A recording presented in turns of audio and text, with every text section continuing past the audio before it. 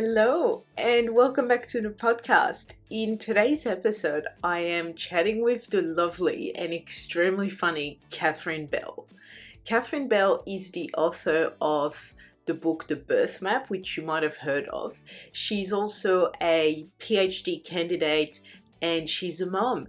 And she takes us through the incredible journey she found herself on when she went through the system herself to have her children, and she found out that, as she puts it, when you go through the hospital system, women are put on a conveyor belt and the system isn't trying to make things work for them.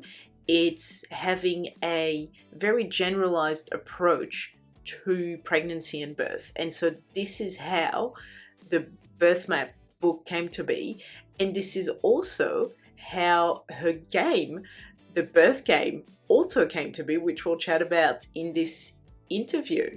This book is an absolute revolution, and I am so thrilled to be talking with Catherine about it. It's taking the birthing plans and preferences that we've heard of in the last few years to the next level, and it is really all about exploring the idea that birth isn't predictable and anything can happen. But we can prepare for scenarios in advance, and we can explore our options and explore what we would do in certain scenarios before those scenarios even arise. So therefore, if and when they do, we're prepared. We've already made the decisions at that point. We talk about so many important topics in this conversation, but a few of them that are really important to highlight is the idea of consent. We chat a lot about that, and we chat a lot about what actually is consent.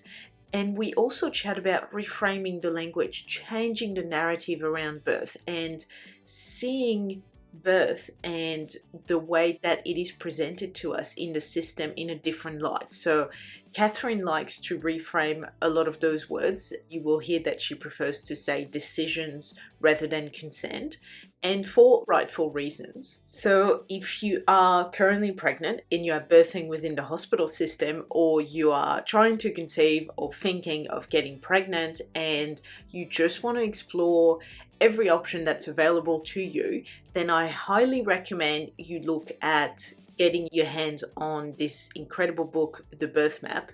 It is available through Catherine's website, which is in the show notes. I've also put a link directly to the book in the show notes as well, so you can go and have a look there.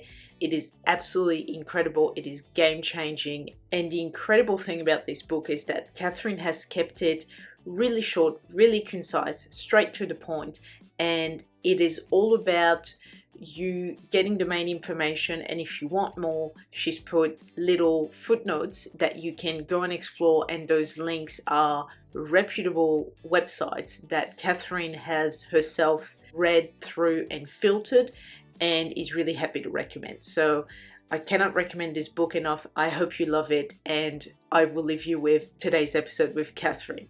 You are listening to Cuppa with a Pro, a new series on the podcast Cuppa with a Doula, where I chat with professionals working within the birth, pregnancy, and parenting sphere, and we chat all about the area of expertise in the aim to try and raise awareness about very important topics that affect moms and moms-to-be, and also to help you to feel empowered to have the pregnancy, the birth, and the parenthood journey that you want to have.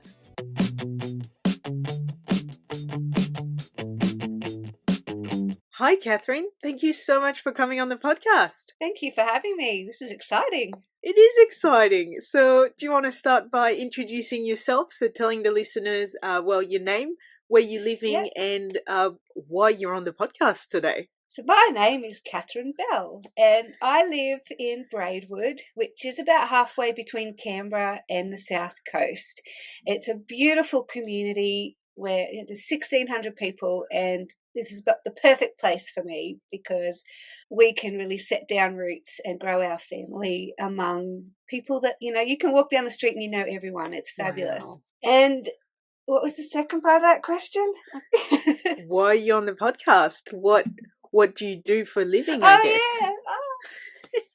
I'm here because Sally Sally Cusack from the Maternity Choices Australia was talking to you, and she told you about the book.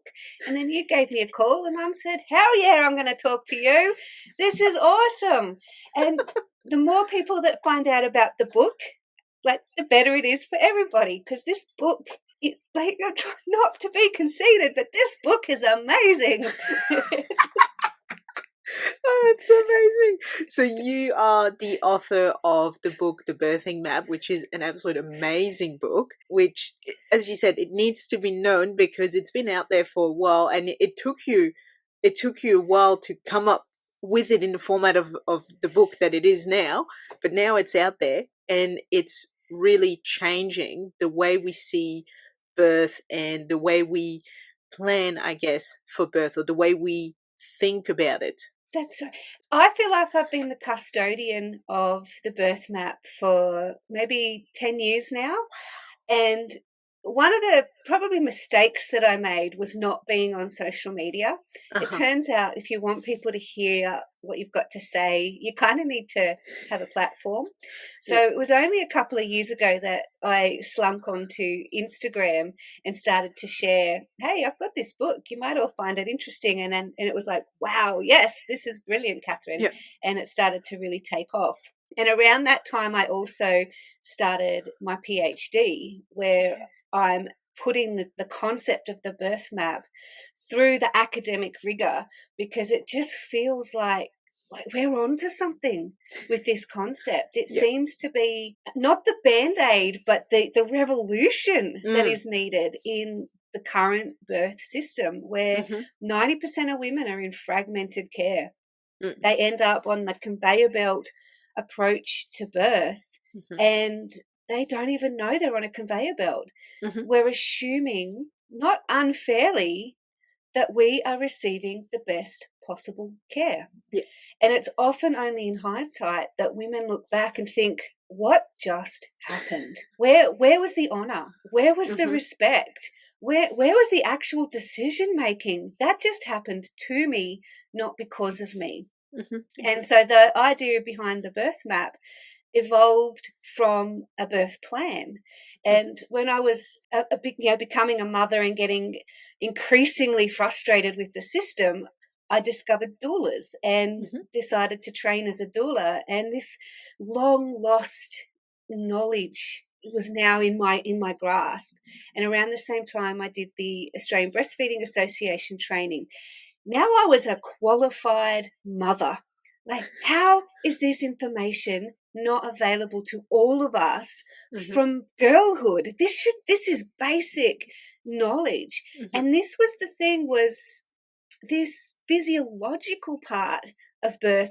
That's kind of the easy bit.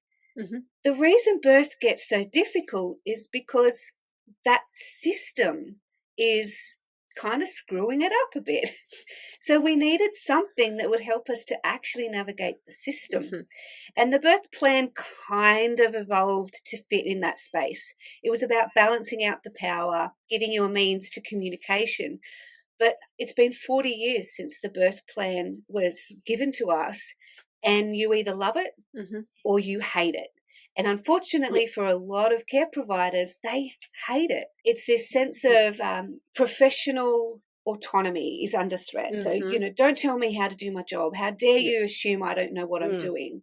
And for a lot of women, what they're doing is taking a birth plan template from online, filling it in the missing gaps, and then presenting that at the time of labour. And if you've printed your template off an American site, but you're birthing in Australia, there's some differences in how they do things that will become apparent when they look at your birth plan and say, we don't do that here. And then they disregard the whole plan. So when I started my PhD, the first question I wanted to ask was, do birth plans work? Do they make things better or worse? And then let's dig a bit deeper and look at what different kinds of birth plans are out there. And we found that there are collaborative birth plans where the clinician encourages a birth plan and provides a template through the facility. Then there are self-directed birth plans where the woman might print template off or just create something on her own and present it in labour. And then there are self-directed birth plans where the woman actually communicates with the care provider. Okay. And what we found was that when communication is happening, that's where the difference happens. Yeah. So it's absolutely critical that you communicate with your care provider as you create your birth plan. Mm-hmm. But then the plan still kept falling short. Mm-hmm. There was just not enough oomph in it. So the birth map became that oomph. The birth map is like a birth plan on steroids, really. Uh-huh.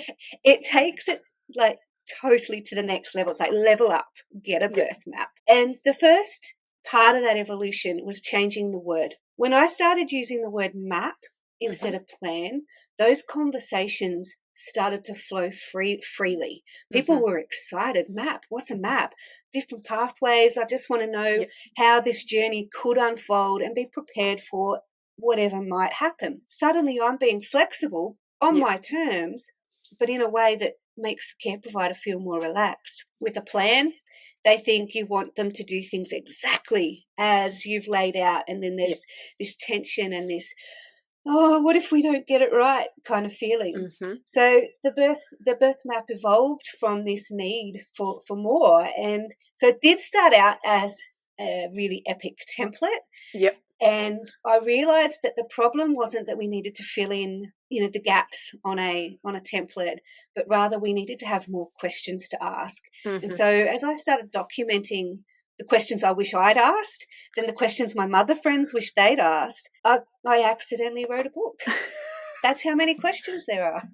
That's an epic story of how the book came to be, because as you said, like, it's all in the language, and it's really interesting that when we think plan, we think a plan is rigid, it's set in stone, it's never going to change, that's exactly how it is. Whereas when we've been talking about birth plans, it's always been flexible, but it's just the word plan that somehow implies that you can never change it, or you're rigid in your stance, and you're not going to move away from it. Whereas when we think of a map, you're right, we think of, to get to a destination, you don't necessarily have to take one way. There can be some little, detours or different routes that you can take to get to, a destination potentially. And that's exactly what birth is. You can have many different ways to birth, obviously, and things unfold. And along the way, it's almost like, when you've got roadwork and maybe you can't go through, that street, so you have to go through a back street. That's almost the same in labor. Something unfolds and it's like, oh, maybe I can't do this, or I don't actually feel like doing it that way, but I have this other option available to me, so I'll just do that instead. That's really beautiful, the way you've worded it, and the open-mindedness that it brings, actually, even to care providers, to go, okay, so you just want to explore your options and know what's available to you. Oh yeah, I can do that, that's good. Yeah, it's like a GPS, and there's no judgment. If you decide not to go down the pre-described pathway, it just goes, recalculating route. This is now your next best pathway. Exactly. And that's the big, like, there's no judgment when the GPS says it. There's just like, okay, we're going to go this way now. No dramas. And that's what the birth map is trying to achieve, so that we don't set our sights on this one way, but we put ourselves in a position where we understand we are making the best decisions we can based on the circumstances that present themselves as birth unfolds. And a big part of that, the first thing we have to do is set the landscape and understand, who are we birthing with and where, and how will that impact our goal. So if you would like to have a non-interventionalist birth, don't go to an obstetrician. Get a midwife. But if you want to have, or you need to have, a cesarean, a midwife's not going to do that. You will need an obstetrician. So aligning yourself with the right care provider for what your goals or your needs are is step one. get the landscape right. Then we need to understand what we might meet along the way and how one decision will impact the next decision. And you'll hear me talk about decisions, but that's not the word you're going to hear when you go to into the system. You're going to hear the word consent. I need your consent. Every time you hear the word consent, that means you have to make a decision. That means you have options. You do not have to say yes. If you do say yes, do it. Absolutely. Yes, yes, yes. But if you have those hackles go up and you think, oh, I don't like that, ask, what are my options? What are my alternatives? And that's where that beautiful brain acronym comes in. I don't know who invented that, but they are a genius. It is so easy to remember and it works brilliantly. Brain, benefits, risks, alternatives, intuition, nothing. Go through those questions and you'll get to a point where you can make a really confident decision. That's right. I love that acronym BRAIN, because it is such a good way when you don't know, you're in an appointment and something's thrown at you and you've never heard that, or, it's news and you just don't know, sometimes you don't know what to ask, right? So you're like, oh, this is all new. I'm overwhelmed. I'm not really sure what to do now. This acronym is really good because then you can go back to, okay, what are the benefits of this? What are the risks? Do I have any other path, any alternatives? What am I thinking? What am I feeling about it? And then also the really important question, which I love asking that question myself, is what happens if I do nothing? I've always loved that question because I feel like care providers don't expect you to say it, and they go, oh yeah, you have a choice, you can do nothing, but they somehow don't expect you to do nothing. And so I love asking that question because all of a sudden I feel like I've opened a door that no one was going to open for me, and it was never going to be mentioned unless I asked. And so I love that question. So yeah, do it. Ask, what happens if I do nothing? I love this one. It's my favorite. It's one of the best questions, definitely. Yeah. And because the thing is, women have the right to make a decision even if it results in death or injury. And as long as that baby is on the inside and they're making decisions for their baby, they have the right to make any decision even if it results in death or injury. And this decision will be influenced by not just their circumstances, but by their religion, their philosophy, their culture, their background, their previous experiences. There is so much that goes into making a decision, which is why you'll always hear me say there is no one way. There is no wrong decision. There's only the best decision for you. And sometimes that means you're going to make a decision that the care provider is not comfortable with, and they might really push back.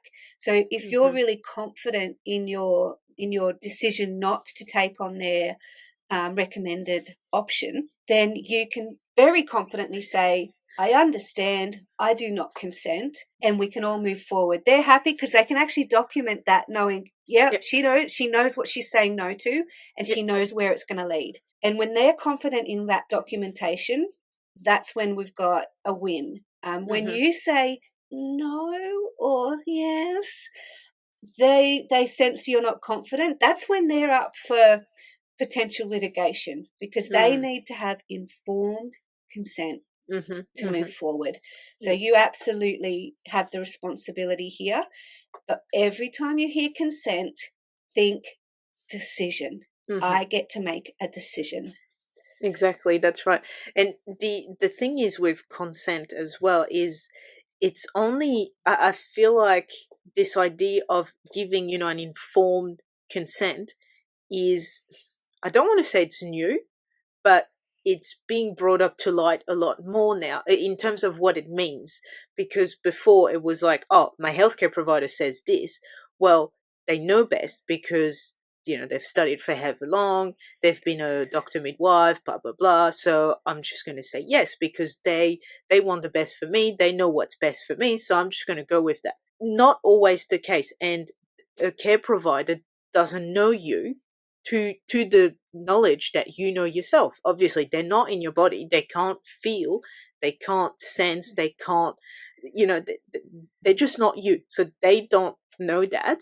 Yes, they've done studies, but again, it's all about you, your circumstances, your family, what's best for you, your husband, your kids, your religion, your philosophy, your, everything, right? And so therefore, it's about, as you said, making a decision, not just going, oh, the doctor is saying I should do this. Well, I'm just going to go with it. No, think about it and then go, okay, is this right for me? Yes, no. What happens if I do it?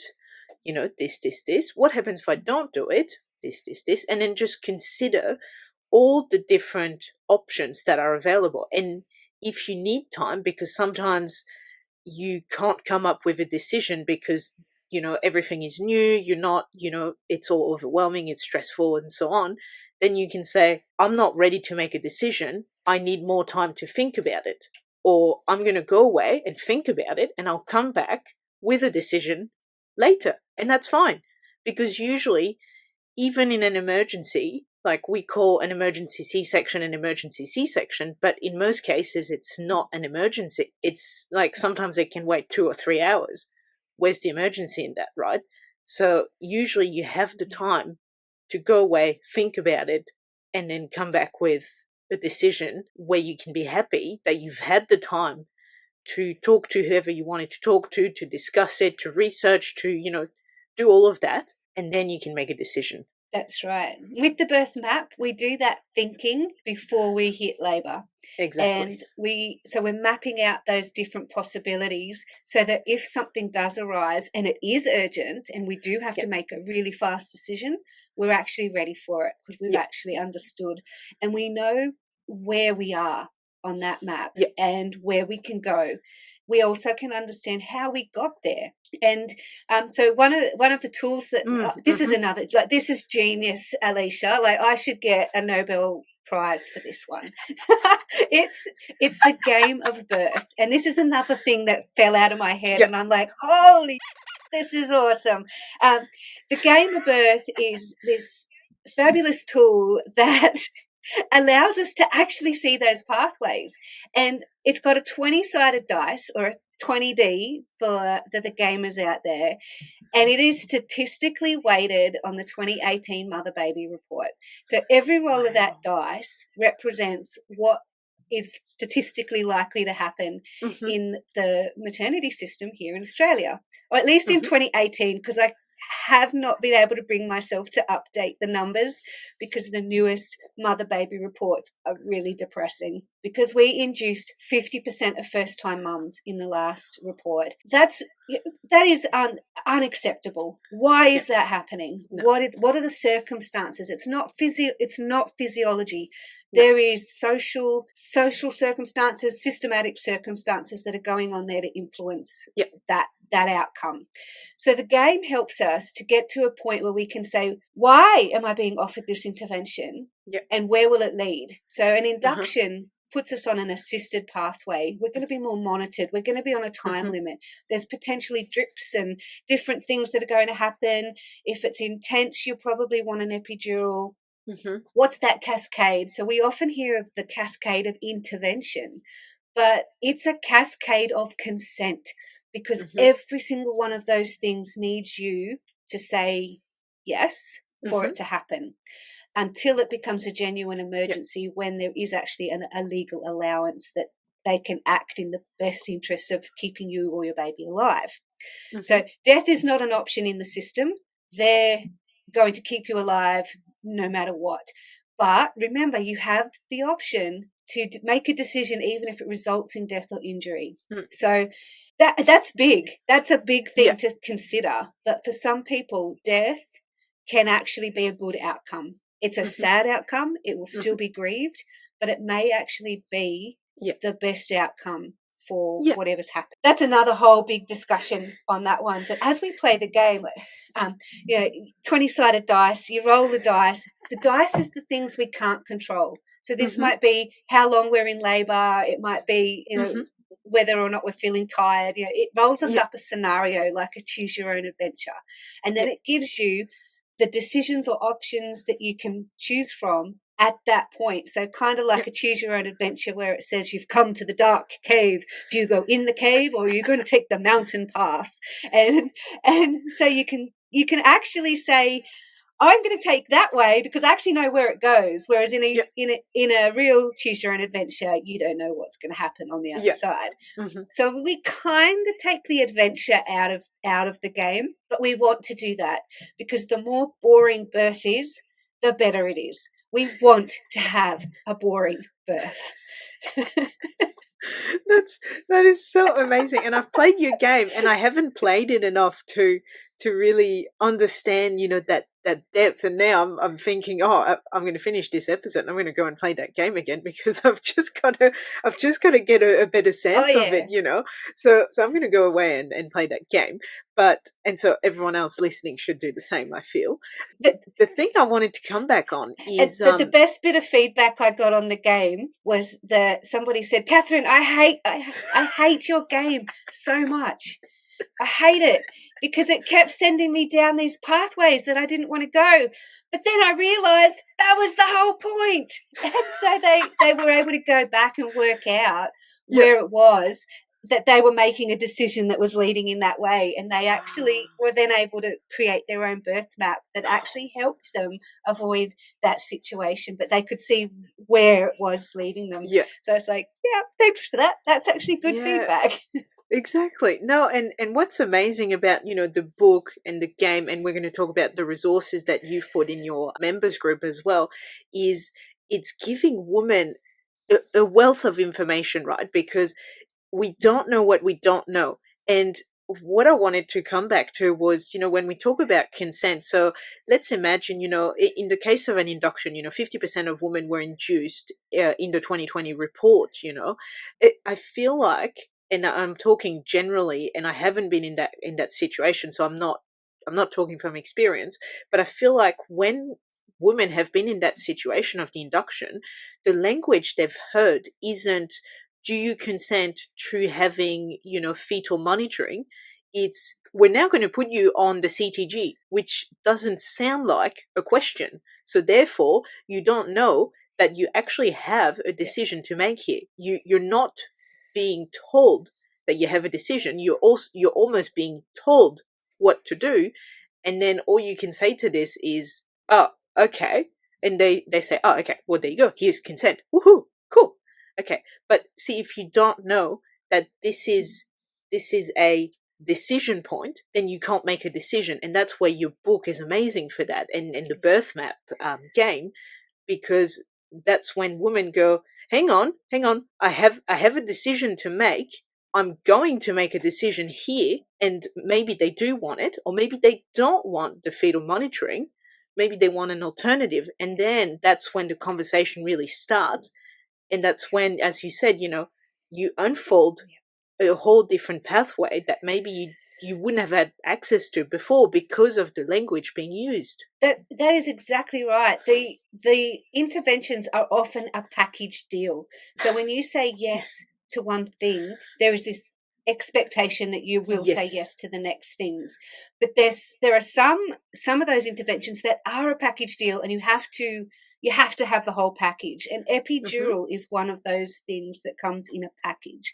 So often when they are consenting you for the epidural, you're already at that point in your labor where it's now cruel not to give you the epidural, but this is where the consent happens. The anaesthetist is setting up their instruments, telling you what the risks are. You don't give, you only, the benefit is this is going to numb me. I'm not hearing that it might not work. I'm not hearing that I'll get the shakes. I'm not hearing about the headaches. I'm not hearing about that. This might also be the first time you realize the epidural is actually a little tube that's being inserted in your back into your spinal space, so that you can actually control the dosage and continue to administer the medicine as the birth unfolds. But hey, you don't care now. You want it. This is going to solve the problems. Yeah. The epidural goes in, and then the catheter goes in for the drip, because we need to keep you hydrated. And if you haven't already had Synto, another cannula, to to have the Synto drip, then the catheter in for releasing your urine, because you're numb now, you're not going to be able to feel that, and we have to keep your bladder empty. You then have the monitor put on, because we have to monitor you at this point for safety. You are now starfished to the bed. And there is this idea that you can have this mythological walking epidural, which isn't going to numb you so much that you can't feel it. So do you want to be numb, or do you want to actually be active? So a walking epidural is kind of this mythological offering out there that downplays the enormity of what an epidural actually is. And once you've got that epidural, how it's going to impact what happens for you downstream from that decision point, which is going to look like a bigger time limit. Maybe that birth now is, as you're birthing your baby, is going to look more like a forceps or a vacuum delivery, which is called an assisted delivery, and maybe an episiotomy occurs. This is where most of the 15% of fourth degree tears will happen. The fourth degree tears are incredibly rare on the spontaneous pathway. They usually happen because we're either pushing too hard, we're being coached to push rather than listening to our body. And when we've had an epidural on board, it's really, really hard to listen to our body, because we can't feel it as much anymore. So we're really relying on those external inputs. And that's where the damage that we can this isn't just what a few stitches will fix. Second or a first or second degree tear, they'll stitch up and it's usually no big deal. But those third and fourth degree tears, these are the ones where we really talk about physiological trauma that can last women the rest of their life. So knowing about that can make a really big impact in how you then make the decision. So sometimes we have to start at the end. What are we trying to avoid? How do we maximize our chances to not end up on that pathway? Because for a lot of people, it's vaginal birth versus surgical birth or cesarean. And this idea that the cesarean is the worst pathway, that's the biggest failure if you want to have a vaginal birth. But sometimes it can be the best decision you can make when you understand what the different pathways can look like, and suddenly that spontaneous vaginal versus an assisted delivery, maybe the cesarean doesn't look so bad compared to that. Like, let's look at what the outcomes might be. And so there's some fantastic information out there to help you determine what feels best for you. Yeah, but see, that's everything you've said. It's all it all makes sense, but how do women get access to that information? Because if you don't know, again, if you don't know what you don't know, even going to the birth classes at the hospital, right? So they tell you about pain management strategies, they tell you about what stages of labor, and then they'll introduce, pain management strategies that involve, pharmacological strategies, like your epidural is obviously one of them, but before that you've got the gas and so on, right? But I feel like when they talk about the epidural and the other pain relief, they're not talking about what it really entails. So they're not saying if you get the epidural, you're also going to get a catheter in your urethra to release your bladder. You're also going to get a cannula, you're going to get IV, and you're going to get augmented, basically, because your labor might stall, so we may as well augment you right now. So I feel like that's not being said. They're just saying, when you get the epidural, sometimes they show you the tube and the needle, which is, quite impressive. And then they tell you, where it goes. And then that's it. And then they go, and then you'll be pain free. Woohoo! Yes, perfect. But they're not actually talking about what happens after. So where do you find that information, right? If you don't know, like, and that's my next question is, how can women be as informed as possible, like in terms of doing their own research? Where do they find that information? And that's where the birth map, the book, really comes into its own, because it's not just a template. In the book, I've tried to keep the book as simple as possible. It's written so that, that year 10 level of English. I have a beautiful friend who is dyslexic who has read it and said it was a really easy read. And that's because I spent a lot of time setting out the format so that it was not big chunks of text. It's very simple. But for people who need more, there's little footnotes. So there's little tiny numbers, and then you go to the bottom of the page and here's some suggested reading. And I have a bullshit filter, if you like, which allows me to basically channel women towards the good resources. Because if you just go to Google and type in your question, you're going to see advertisements first. You're going to see the pages that you have paid to be at the top first, but they're not necessarily the best pages. And when I look at the book, if I can't find a good resource, I'll create a blog for it so that I can keep it updated. I've tried to make it as vibrant as possible, but many of the resources that I've now got in there are either linking to Sarah Wickham or Rachel Reed's Midwife Thinking as blogs. We've also now got some brilliant podcasts. This one, obviously, and there is the Great Birth Rebellion and Midwife's Cauldron. And these podcasts really help you break it down in a way that helps you absorb the information better. These days, people are turning to podcasts more than blogs or books to help them be able to stack their life. You can listen to a podcast in the car. You can listen to it while you're doing, housework or putting the kids to bed, whatever, in go the headphones and you're stacking your life there. So I tend to use resources that start on the physiological informational set. So let's look at birth as a normal physiological process. And what I like about Sarah Wickham and Rachel Reed's blogs are that they're both academic midwives, and they're both very, very good at taking the science and putting it in a format that is completely non-judgmental. Here is the information, now put it into your context. And so I do not put any resources in there that say you should do this or this is what you should happen. And you won't find any links to things that have got lots of advertising in that space, because the subliminal messages that come at us, if we go to a breastfeeding site, for example, that's not, the ABA is fine, Milk Meg is great, Amy Brown from the UK is fabulous. There's some fabulous places we can go to for information. But if you go to Google, you're going to come first across the big baby websites that have advertising on it, and every breastfeeding article will have formula ads around it, or you have to eat this kind of food, or you have to buy this implement, get this pillow, get this cover. And so you're bombarded with products you do not need. So the bullshit filter, absolutely. Like if your website has advertising on it, you're already off the list. So the links in there can really help people to establish what's going to be right for them. From there, they can go down any rabbit holes they need to go down. But the idea is to get them to a starting block.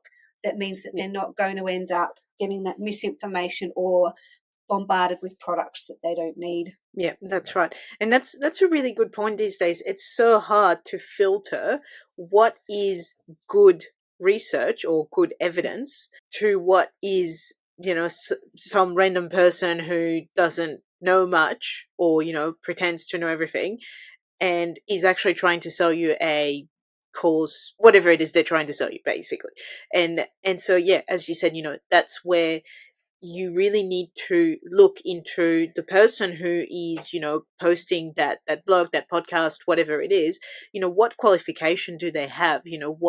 What experience do they have? Where do they come from? What's their background? As you said, are they academic?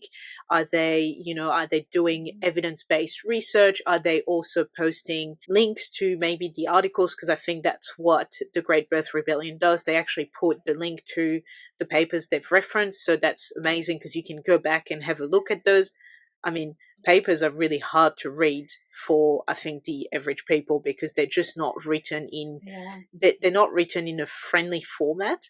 And that's where your book is absolutely amazing because you're obviously an academic, you're doing a PhD, but your writing is so easy to understand. There's not any difficult word. There's not, you're not using complex, very, English academic written sentences.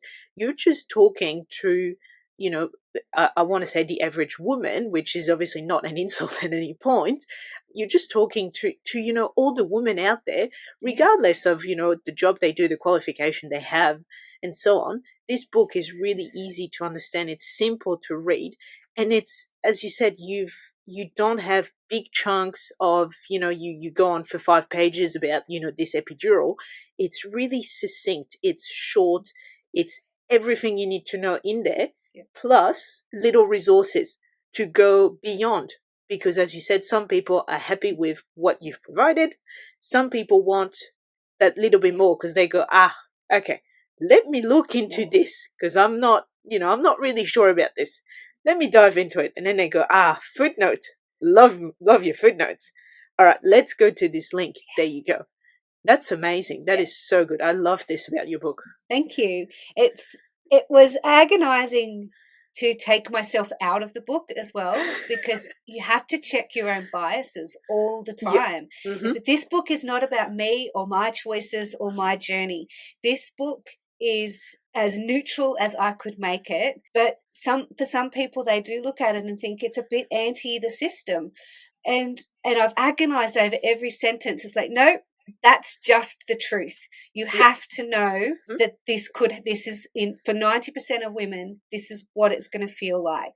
How can you turn that around and make it a beautiful experience? And you absolutely can. So the book doesn't really give you any information about how to give birth. It's about how to navigate the system that you're going to be birthing in. Because you know how to birth. It's like doing a poo. It'll just happen. Like, your body will do it. But the system will interfere with that. That's because birth is a psychological game as well. And so the physiological bit will happen, but sometimes our brains get in the way. So let's do all our thinking before labor so that we can do that surrender when we get there. Set yourself up with an awesome support team so that you can just slip into that zone. Because when you have experienced birth at what it can absolutely be, like, it is so transformative and incredible. When you have witnessed a woman give birth in her full power on her terms, you can only celebrate the magnificence that is the female of the species. Oh my God, we make people. This is fabulous. I know, right? I know. It is so amazing. When you think about it, it is so amazing. It is. I love it. Yeah, it is.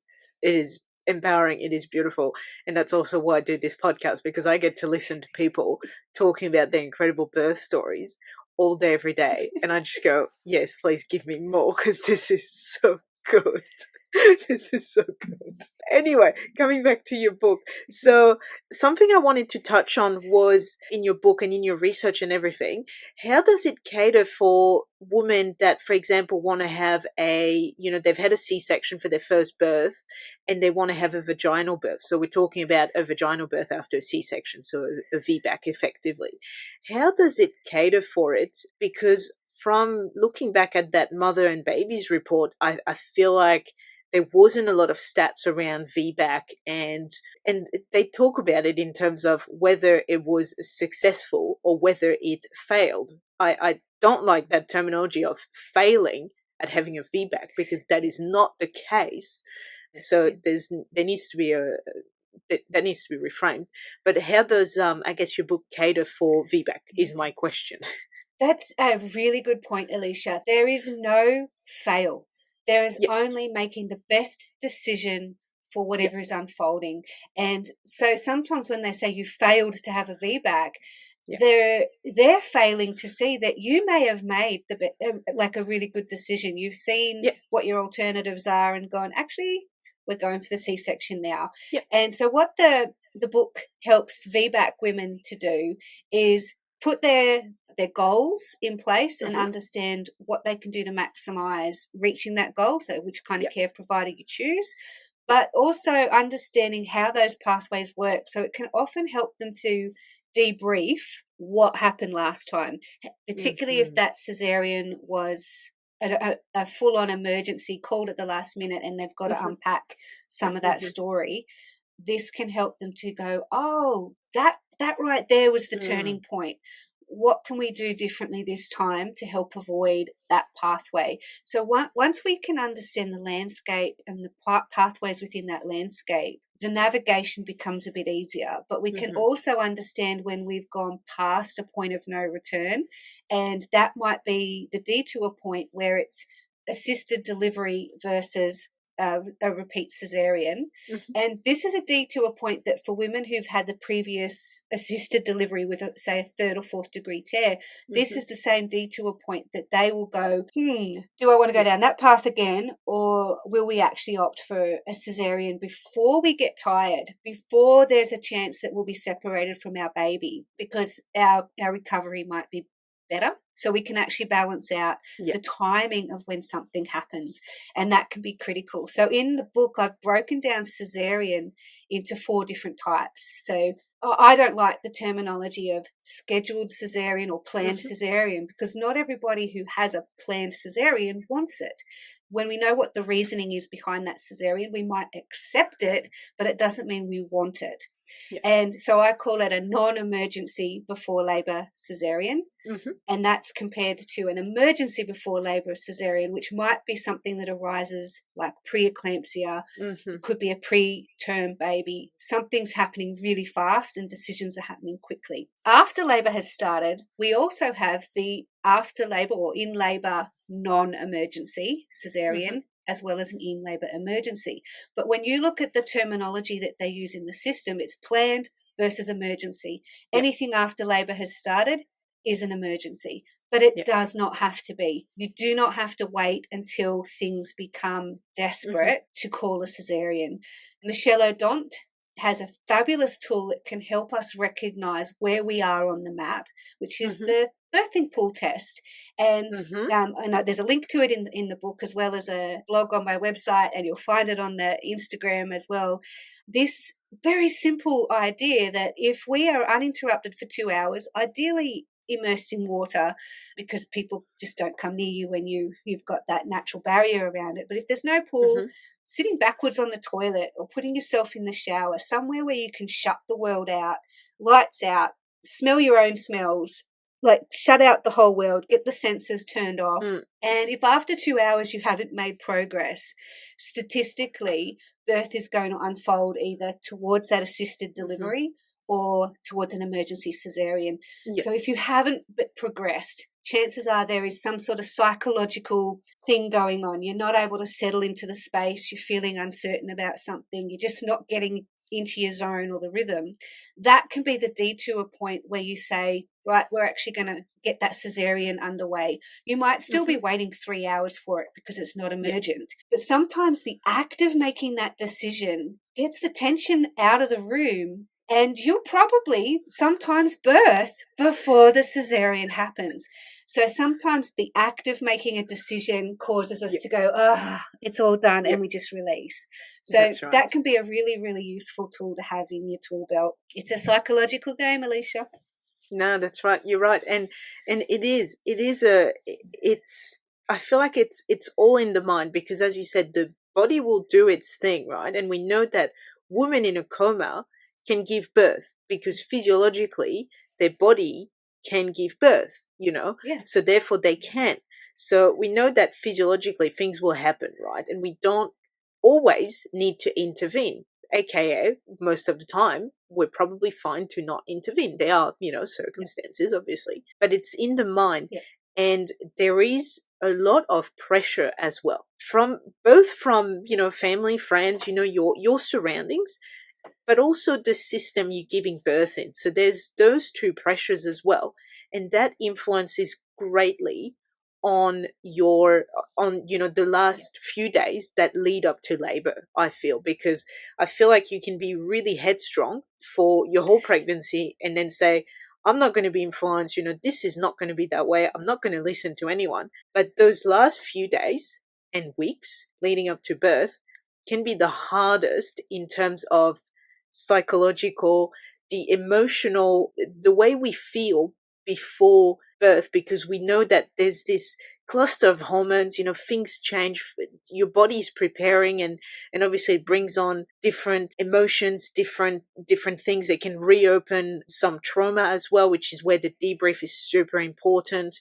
And those can be the hardest. And when you have outside pressure going, oh, you're past 40 weeks, or you're getting to 41 weeks, or you need to have this baby now because it's been too long, or your baby is too big, or your baby's too small, or you carrying too small, or whatever it is that we hear these days, that can be really difficult to put you in a good mindset to then birth, because then you go into labor and you're like, oh yeah, well, I need to have this baby out, I need to do it now, I need to get pushing, things need to happen quicker, my baby is too big, the shoulders are going to be stuck. And sometimes we are our worst enemy because we create the barriers because of the dialogue we've got going on, and that can be the hardest. So therefore, how do we not listen to pressure, and how do we not give in potentially to this internal dialogue that can be detrimental to either starting labor,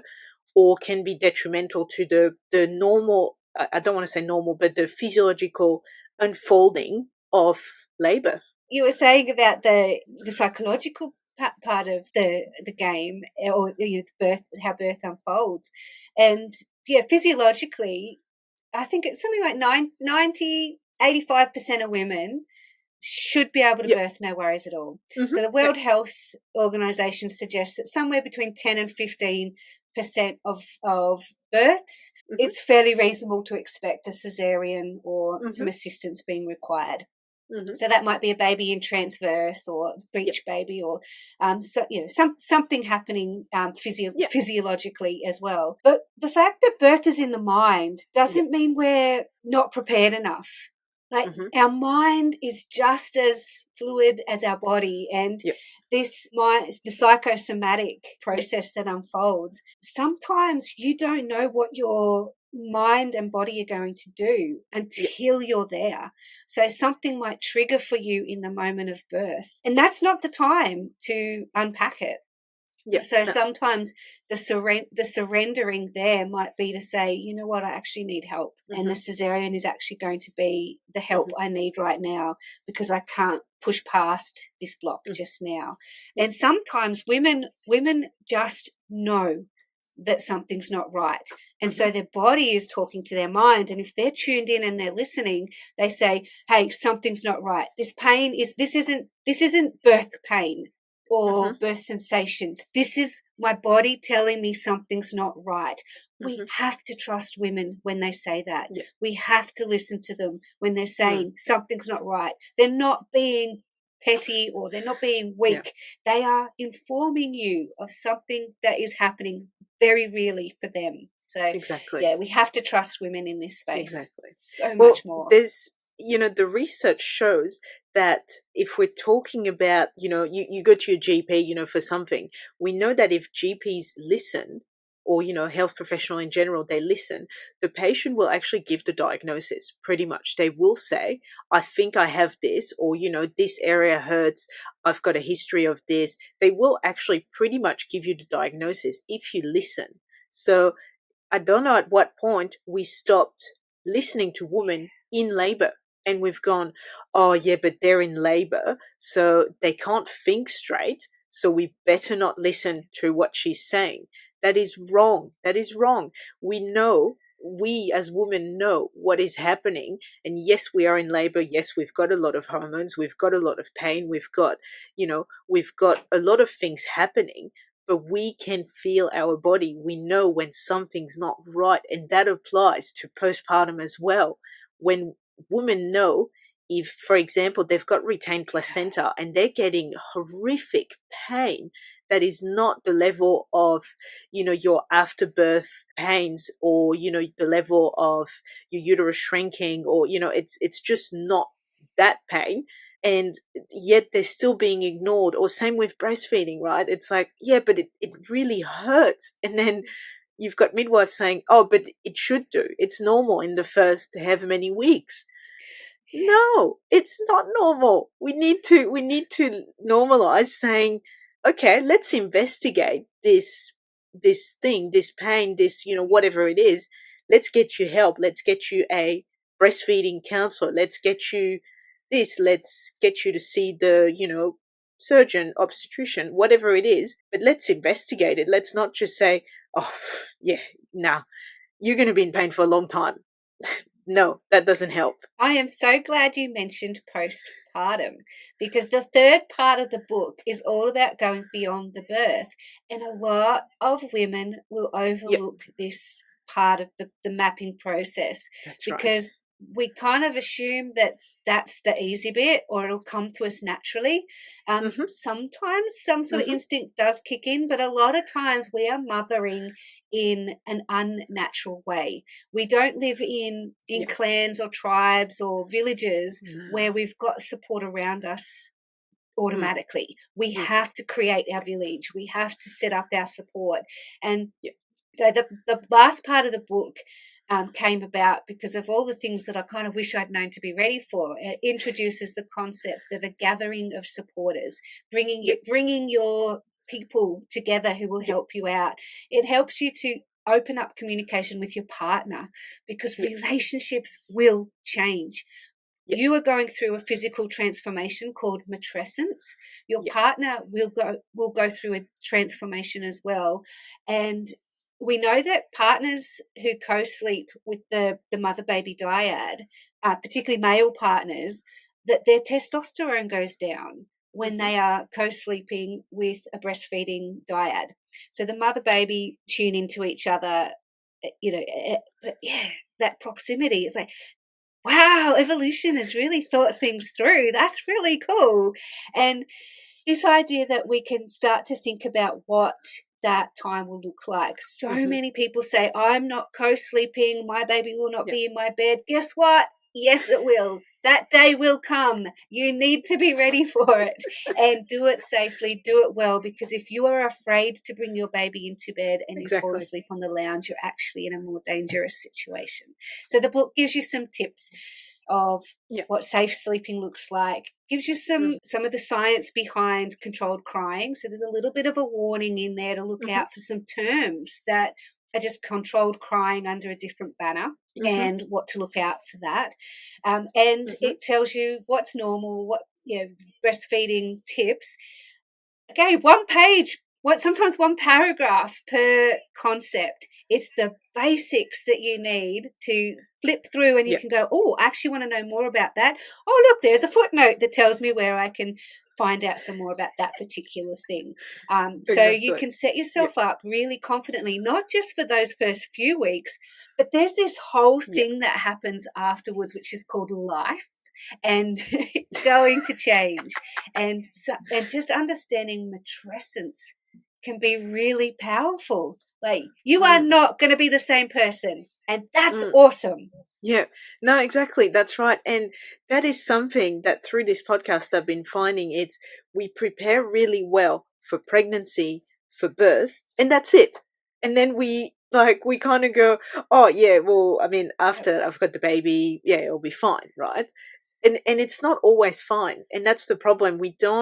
But we're also not told to prepare for it. Again, we don't know what we don't know, right? When you go to the hospital birth classes, you go to hospital birth classes.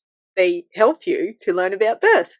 You rarely go to a hospital postpartum class. They don't really tell you what to expect, what's normal, what's not normal, what can happen in the first few weeks, but also, when your baby's 6 months, and, it's like, and then there is all of those, those milestones. They don't sleep, they've got sickness, and you're trying to navigate all of this, and then you're starting solids, and then they don't want to breastfeed anymore, or they don't want to take formula, or, you're not told about this. And so therefore, if you don't prepare, then all of this is really foreign, and you're like, wow, what's just hit me, basically. So yeah, as you said, postpartum life, basically, because we're postpartum for life after we give birth, is all about preparing and trying. Obviously, it's hard to know. You're not going to know, am I going to have a colicky baby? Am I going to have an amazing sleeper? You're not going to know that, right? But let's prepare for, where do I think I want the baby to sleep? Do I want to co-sleep? And I know there is so much taboo around co-sleeping, and people go, oh, co-sleeping, wow, you just want to kill your baby. Don't do it, blah, blah, blah. It can be done safely. And there are a lot of resources out there. I have done an episode that's coming out actually next week about my own postpartum preparation. I am talking about co-sleeping. And I know I'm probably going to get backlash for it, but anyway, there you go. I'm putting it out there. So there is a way to prepare. Awesome. Thank you. There is a way to prepare for things like that, co-sleeping, for breastfeeding, for mixed feeding, for whatever you want to feed, however you want to feed, where you want to sleep your baby, looking about temperature of the room and dressing. That's one thing I found the most daunting when I had my first, was knowing how to dress her for the temperature. That was something I didn't research enough, and I had no idea. And I was really worried. She was a summer baby. I was really worried she was going to just overheat, basically. And that, to me, I was like, oh, I really could have done that research before about, understanding, the togs and the room temperature and how to keep the room cool and little things like that I didn't think to look for. And then I went, oh, well, now that she's, exhausted, crying and so on, and now I'm like, oh, what do I put her in for her nap? Oh, I don't know. Gosh, is it hot? Is it not hot? I don't know. That was terrible. So, yes, prepare for your postpartum so you're not like me going, I don't know what to do. Yep, that's it. And because so many of us, the first tiny baby that we see is the one we've birthed. It's so rare to see a newborn baby, and I mean, this is a disservice to all women. We should grow up knowing this stuff. Yeah. But we segment our society in a way that means that you are not exposed to it until you hit motherhood. And we're not going to tell you anything. No. You're running into this completely in the unknown. But there are things that can be known, and we can put in place some things to help us to be ready for it, and to also surrender to the journey and allow it to unfold. But to be able to know where the decision points are, where the support systems are, who we can access. And that's where connecting with a doula in your local area can be a magnificent resource, because the doula will know what's available in your local area. They'll have inside information about the different hospitals or facilities or postpartum options that are available to you. And they will be able to tell you everything from not just the medical options, but also the social options. Often when we go to our GP, the only options they will give us are the medical options. They won't do what's called social prescribing, which is telling you about the mother's group or the walking group or the painting group, whatever it is that you need. Sometimes it doesn't have to involve your baby. It might be that we recognize this mum actually needs to reset herself. What can we do to help her reconnect into her own sense of self? Yeah, exactly. And something you've mentioned that's made me think of it is when we're talking, throughout your book, you're talking about making decisions. Making decisions does not stop after you give birth.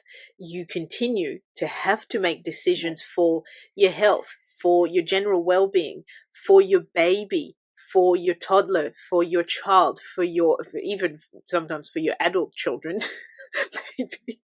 But this decision process is something to keep. The brain acronym, you can use it for anything, whether you've got knee pain, you've got back pain, you're about to give birth, you've got postpartum pains, and so on. And you go, okay, benefits, risk, alternatives, intuition, nothing, because you'll have to make decisions for the rest of your life about, everything in your life, including when you have a tiny baby.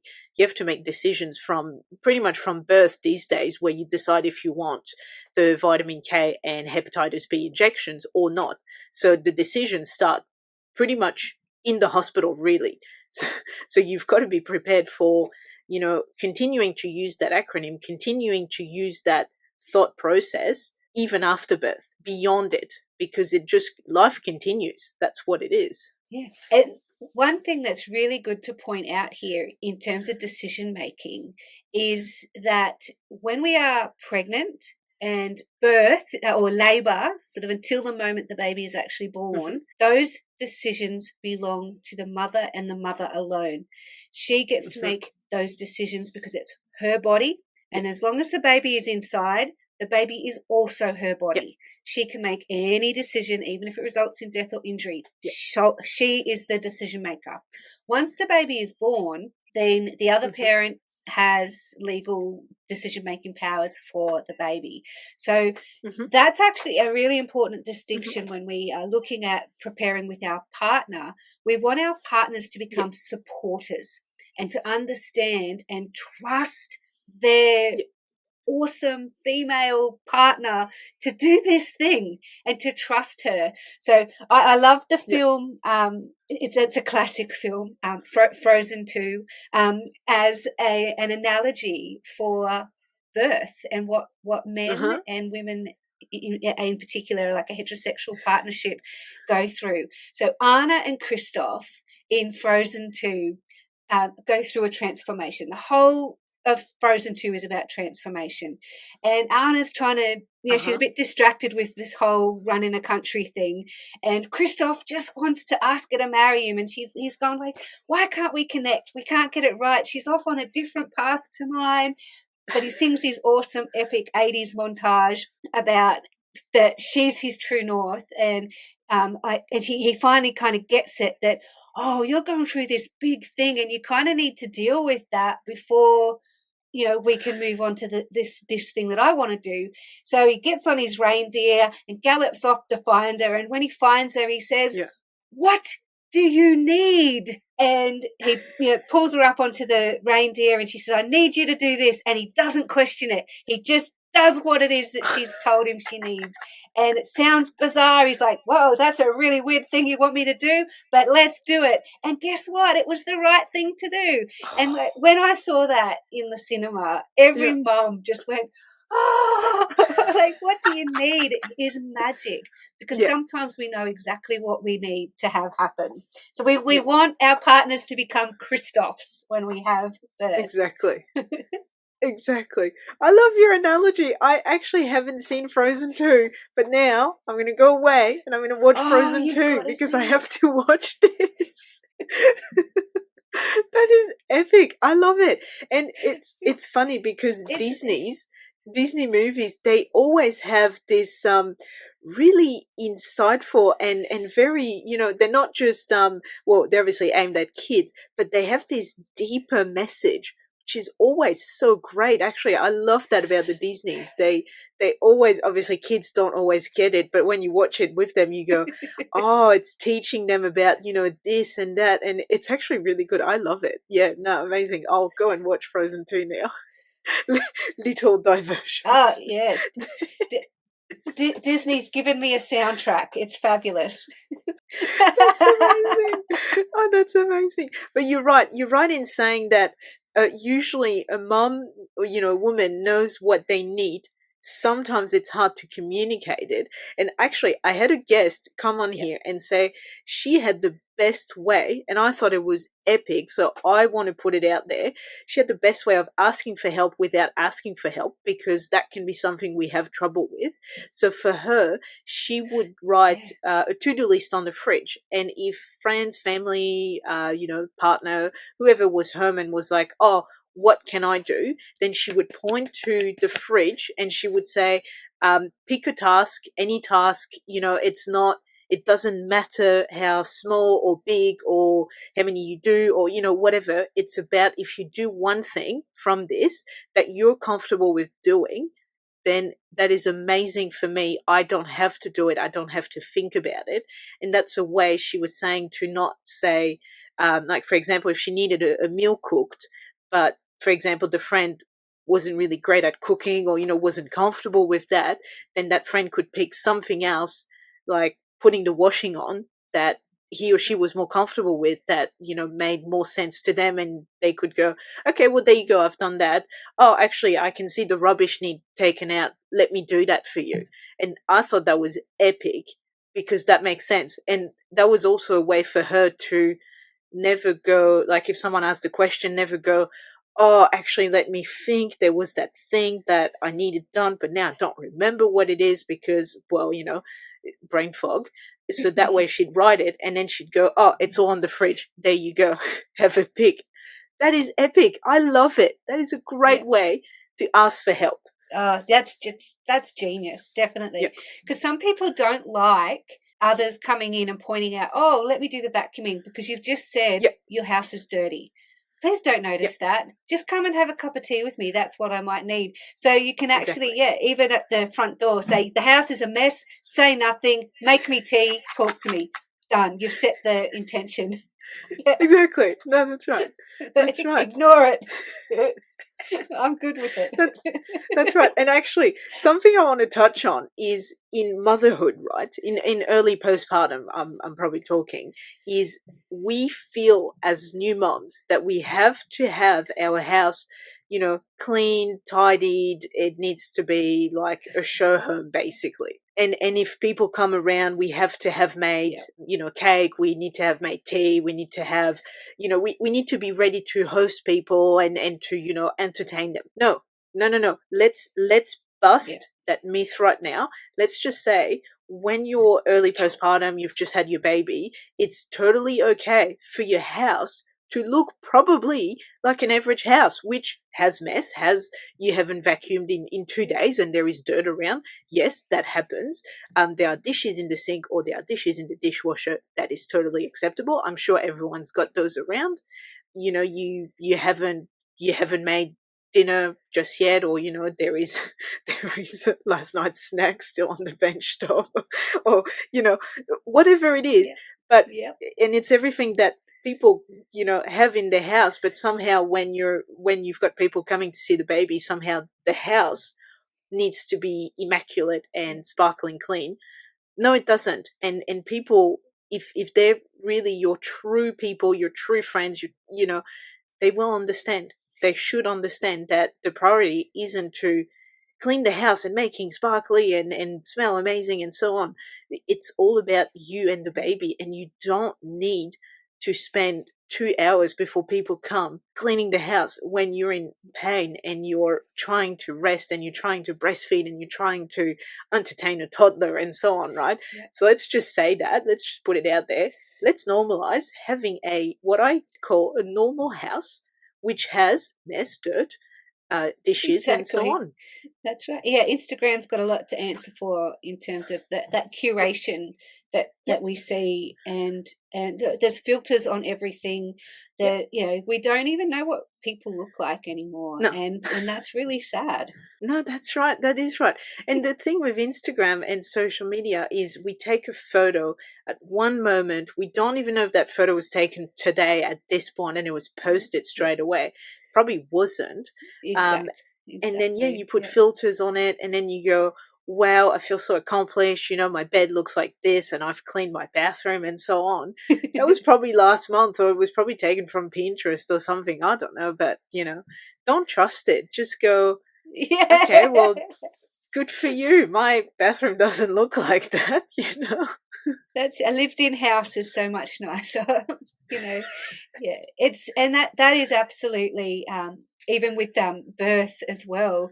We have these romanticized ideas of what to expect, and so with the birth map, it's a bit of a reality check, but reality doesn't have to be bad. And I think it's Richard Dawkins, the evolutionist, says there doesn't have to be fairies at the bottom of the garden for the garden to be magical. The plants themselves are amazing. There's, nature itself is amazing. Exactly. Why do we have to invent fairies? That's right. That's a good point. That's a good point. And that's right. That's all your book is about. It's about making it real, because it sometimes, and again, the movie industry has a lot to answer for in that regard, because we have been bombarded with images of pregnancy and birth and postpartum that are unrealistic. They are not real life, but we see it on TV all the time. So therefore, that must be the reality. It's not. It's not at all the reality, and nor should it be sometimes when you see the woman giving birth and they're on their back, there is 20 people rushing in because she's starting to push, and then she's told not to push, and then she's told, oh, you need to breathe then, not now, and so on. That is not how we probably want to prepare for birth. I mean, personally, that's not how I want to prepare for birth. So let's just use your book to get a better understanding of the fact that we are in charge and we are making decisions along the way, and there are many points of decisions because of the way birth unfolds. And sometimes, even if we've had, let's say, I don't know, 2 or 3 previous births and they've all pretty much looked the same, the fourth one could look so different because of nature, right? Because of the positioning of the baby, the circumstances, when labor begins, whether you're tired, just those factors. And then where you're birthing, who's in charge, do you know the midwife, do you know the obstetrician, and so on, right? You can just keep going. Things can be so different. So making decisions now, exploring your pathways, exploring your options, discussing it with the partner, but also the healthcare provider, whoever that is, to discuss what you want. How does that go, with them? Are they going to be supportive, or are you going to have to try and bargain essentially, or so on? And then explore those now, so that in labor you're not going, oh, I don't know what to do, right? And then you give that decision away. Basically, you give the power away to the healthcare provider at that point. That's right. And I often say with great responsibility comes great power, not the other way around, because we always have the power, but taking responsibility helps us to express that power. And if we hand the decision over, or just go with whatever the care provider says, we've handed the responsibility over, except that because of consent, it's an illusion. You still have the responsibility. You have to do the work to understand what that responsibility means, so that you can have the power of a confident decision. Exactly. And I think, see, that's a beautiful message to finish on, because that is everything that the birth map is. That is literally everything. And again, thank you so much for coming on the podcast, because your book is changing the way that we see birth and the way that women are using their power to, I don't like to say reclaim, because that implies that we've lost it, and I know that we haven't fully lost it. But it's about gaining your power, and what I think medical professional would call standing your stance, basically. But it's not about standing your stance. It's about making decisions that make sense for you, and it's not about power. It's about making decisions for your health, for your baby's health, for yourself, basically. Yes. And you don't have to pay for it. It's on my website. Go get it for free. Yes, that was going to be my last question. Sorry, I forgot to ask. Where can we get your book? So it's on your website, which I'll put a link to your website in the show notes. I think it's also available at Big W and other bookstores in terms of physical copies as well. Yeah, no, it's not, because I made a decision about a year ago to not do that, because the middleman was taking all the profits. So you can get it from my website, or you can get it direct from where it's printed, and you can create an affiliate link, and then you get to be the middleman and you get to make the money, because I want the women who are promoting the book to be the ones that make the money, not the person who, or the company that's just set up a computer link. They don't even handle the book at all. So I thought, no, that's it. I'm taking that option off the table, because it's not, it didn't feel good. It didn't feel right. So it is on Kindle as an ebook, though, because the PDF doesn't read very well on devices. So it's on, if you like ebooks, it's on Kindle. Amazing. Good. So it's on Kindle, it's on your website, and you can buy the physical copy directly from where it's printed through your website as well, right? Yes, that's right. Perfect. But you can also look at it for free on the website. Look, you're amazing, Catherine. Thank you so much for the work you do. It makes page-turning noises and everything. That is epic. I love it. I love that it makes That's right. I remember going on your website. It does actually make the sound too. That is epic. That is so good. And thank you so much for creating that game, the birth map game, because it is so it is on your members page on your website, and it is absolutely amazing. And I will also put a link to it, because I feel women should really play it and get, again, after everything you've said about it, that will help to gain a better understanding of what it is and what it's actually helping us to understand, and the deeper meaning it's got behind it. And it's actually, I'm finding it really fun, but I'm going to go back and I'm going to be like, no, you're not taking me to a C-section right now. No, I don't think so. Awesome. Yeah, otherwise, thank you so much for having written this book, because that is enlightening. All the footnotes are amazing resources. Your game is amazing, and I'll put links out there. And thank you so much for coming on the podcast today and sharing your knowledge and talking about everything we've talked about. It's been so good, so enlightening, and I've enjoyed it so much. Thank you. Me too. Thank you, Alicia. We'll have to do your PhD when it comes out. You're fabulous. Thank you. Thank you for listening, and I hope you enjoyed this episode. If you want to get notified of when a new episode comes out, please subscribe to this show on your podcast listening platform. Also, I would really appreciate it if you could leave me a review on Apple Podcast or share this episode so that other moms can find it. If you would like to tell your own pregnancy, birth, or parenting story, please head to the show notes and you will find a form there to get in touch with me. Again, thank you so much for listening, and I will be with you again next week for a new episode.